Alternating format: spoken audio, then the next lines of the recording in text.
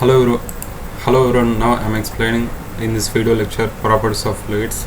Come to the contents. In the contents, first I will explain introduction to fluid mechanics, and then types of fluids, and then properties of fluids.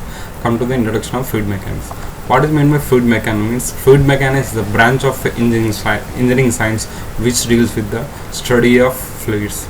Then the fluid mechanics is divided into three types, that is fluid statistics, and then fluid dynamics, and then fluid kinematics. What is meant by fluid statistics? Fluid statistics is nothing but you can see in this image the study of fluid which is at rest. And then come to the dynamics. Means fluid dynamics means the study of fluids which are in motion with the consideration of pressure forces. What I mean by fluid kinematics means the study of fluids which are in motion without considering the pressure forces.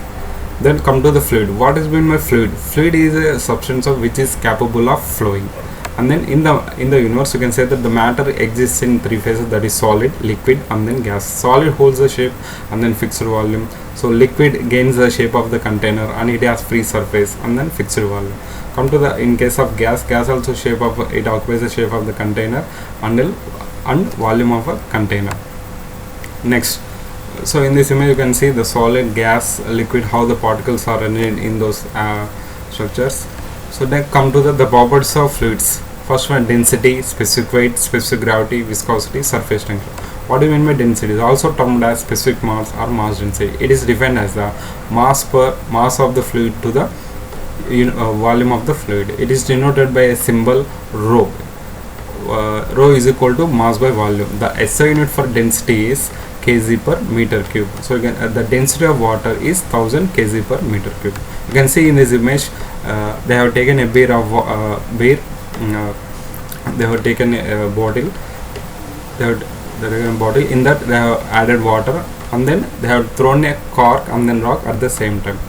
So what happened? You can see in this image, that is rock has sink. That means rock has higher density than the cork.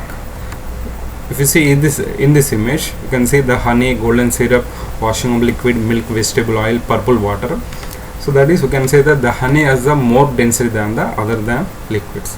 Let's come to the property specific weight. Specific weight is denoted by W. The definition for the specific weight is the ratio of weight of the fluid to the volume of the fluid.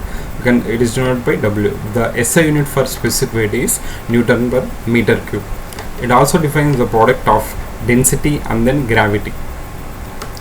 The specific weight of water is 9814 Newton per meter cube. Come to the specific volume. You can say it is defined as the reciprocal of density, that is, it is the reverse of density, that is volume by mass. Or you can define as the ratio of volume of fluid its mass of units. The SI unit for specific volume is meter cube per kg. Next, come to the another property, specific gravity. It is denoted by letter S. Specific gravity is defined as a ratio of weight of density of a fluid to the weight density of standard fluid. You can see in this image that capital S is equal to weight density of fluid by weight density of standard fluid. In case of liquids, we will take standard fluid as water. In case of gases, we will take standard fluid as air. So I will give the example, that is the specific gravity of mercury is 13.6. Next property, that is specific gravity already. Next, what is the important property is viscosity of liquid, that is resistance of a liquid to flow molecules slide over another. That is viscosity mainly depends on the strength of the IMF. What I mean by IMF means intermolecular forces. If the stronger or the IMF means the fluid has higher viscosity. And also the effective parameter of viscosity is temperature. If you increase the temperature, the fluid viscosity decreases.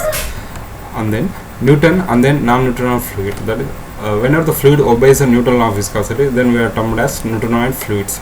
So what is the Newton law of viscosity? Tau is equal to mu into du by dy. Tau is shear stress and then mu is viscosity of fluid, or you can take constant of viscosity or viscosity proportionality.